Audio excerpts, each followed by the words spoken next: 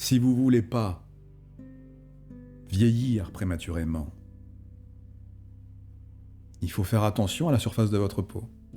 Mais pas seulement par l'extérieur.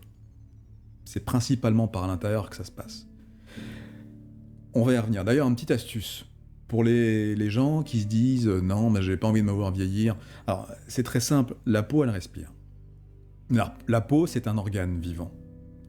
Cet organe a besoin d'être entretenu et a besoin d'être préservé comme les autres. Donc sans agression, sans accumuler de choses dessus, c'est pareil. D'ailleurs, mesdemoiselles, le maquillage, c'est malheureusement un facteur de vieillissement prématuré de la peau. Parce que vous accumulez pas mal de produits plus ou moins toxiques, en tout cas jusqu'à l'heure actuelle c'est le cas, à la surface de votre peau qui d'une l'empêche de respirer et de s'hydrater correctement. Notamment quand vous vous démaquillez, l'hydratation n'existe plus quoi, en fait, à la surface de votre peau. Elle a été négligée et saccagée. Et votre peau, malheureusement, vieillit prématurément. Donc, les femmes, si vous voulez rester jolies, enfin en tout cas belles, avoir une belle peau toute la vie, il faut éviter d'accumuler des choses dessus. Voilà. Il en est de même par rapport à tiens, une petite astuce supplémentaire, la douche. Prenez une douche froide. Prenez une douche froide régulièrement. Vous verrez votre peau sera largement rajeunie par rapport à ce que vous lui faites subir au quotidien. Faites des douches froides. C'est pas pour l'expression, la douche froide, hein. C'est vraiment important pour la peau. Faites des douches froides. De même que on accumule pas mal de choses aujourd'hui à cause de... il y a de l'industrie, il y a du business, il y a plein de choses qui rentrent en compte. De même qu'il est important, je vous le rappelle, de pas trop mettre de crème sur votre peau. Plus vous allez devoir hydrater votre peau avec de la crème et des artifices compensatoires, plus elle aura besoin de vos artifices compensatoires.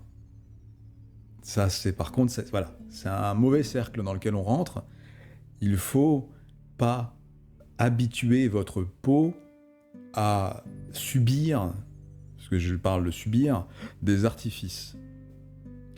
Parce qu'elle s'accoutume aux artifices, la peau, comme d'autres organismes vivants, hein, bien sûr. Elle s'accoutume et... Préférez, astuce supplémentaire pour la peau, préférez une huile végétale.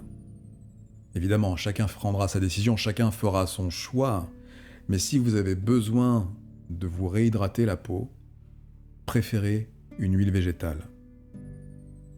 Le plus pure possible, la plus propre possible, la plus saine possible, la plus bio possible, si on doit utiliser le label bio.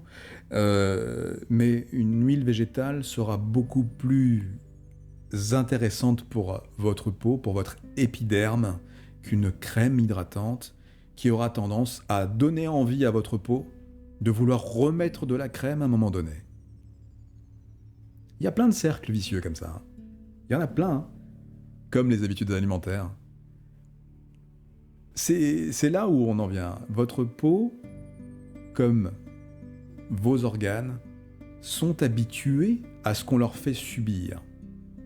D'ailleurs, c'est un truc très intéressant, ce que je vais vous dire là, c'est que la torture, on s'y habitue. Parce que quelque part, c'est ce que vous faites, hein. C'est ce que nous faisons tous d'une certaine façon. C'est qu'on torture nos organes. Avec plein de poisons.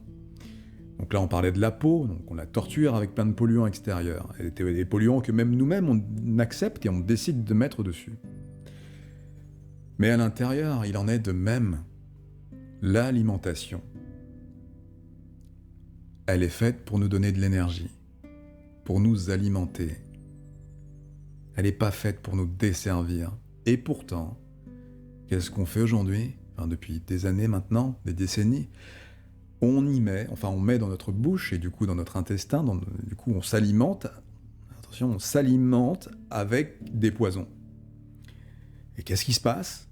Le corps, nos organismes s'habituent à cette torture. Tout le monde peut s'habituer à une torture, qu'elle soit physique, physiologique ou mentale.